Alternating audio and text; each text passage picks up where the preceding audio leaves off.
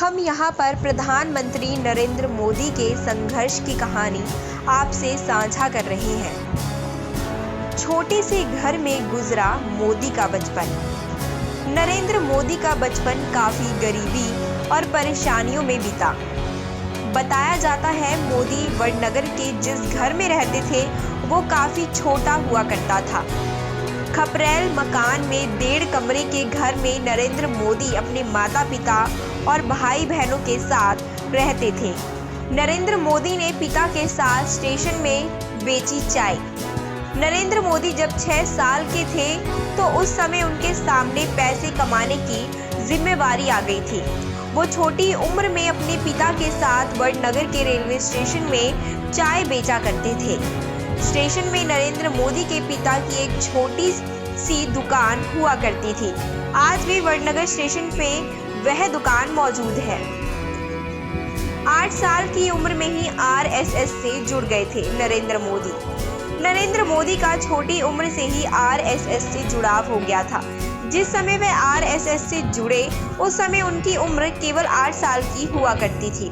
1958 में आरएसएस के पहले प्रांत प्रचारक लक्ष्मण राव इनामदार ने नरेंद्र भाई मोदी को बाल स्वयंसेवक के रूप में शपथ दिलाई थी।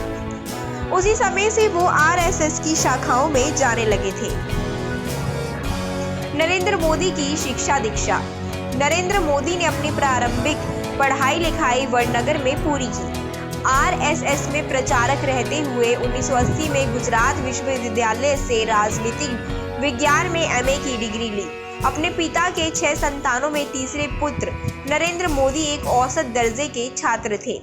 उनके स्कूली शिक्षक के अनुसार मोदी पढ़ने में कुछ खास नहीं थे, लेकिन उन्हें वाद विवाद और नाटक प्रतियोगिता में उसकी बेहद रुचि थी।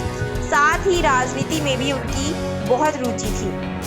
अपनी पढ़ाई के दौरान मोदी छात्र संगठन अखिल भारतीय विद्यार्थी परिषद से जुड़े और भ्रष्टाचार विरोधी नवनिर्माण आंदोलन में हिस्सा भी लिया।